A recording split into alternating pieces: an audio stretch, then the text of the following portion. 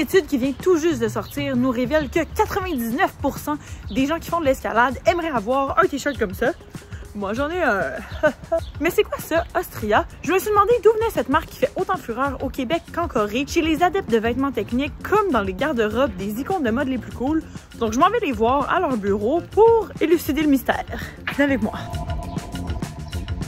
Comme toute bonne histoire, tout a commencé à l'UQAM, où François-Xavier et Simon étudiaient ensemble en marketing de la mode. Ils ont fait leur dernier projet ensemble, c'était une marque de manteaux de luxe, et ça s'est tellement bien passé qu'ils se sont dit, bon, pourquoi pas se partir un réel projet. S'en est suivi un an où ils ont travaillé respectivement chez Orage et chez Canuck, avant d'abandonner leurs emplois corpaux pour se concentrer sur la création d'une marque qui ralliait leurs deux passions, soit le plein air et la mode. Leur mission, c'est de réussir à mixer tout ça pour créer une marque québécoise d'équipements de plein air fonctionnels, mais avec un aspect esthétique super important. On le voit, hein? Leurs vêtements sont super colorés et peuvent être portés autant pour aller faire un trek en Alaska que pour aller découvrir un petit pet-nat comme Henrietta.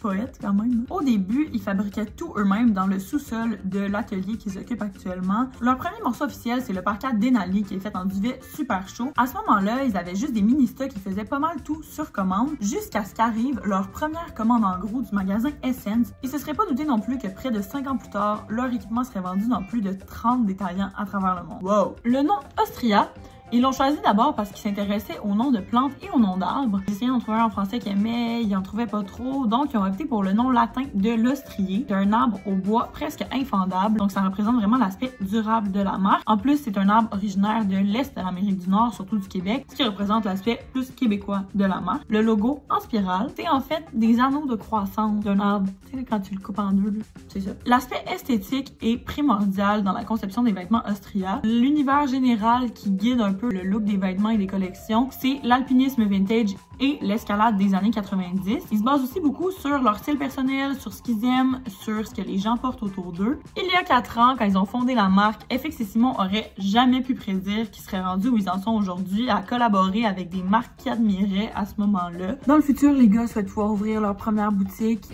afin de pouvoir exprimer à 100% l'ADN de leur marque. Et ben nous, on leur souhaite de devenir la marque de plein air la plus cool au monde.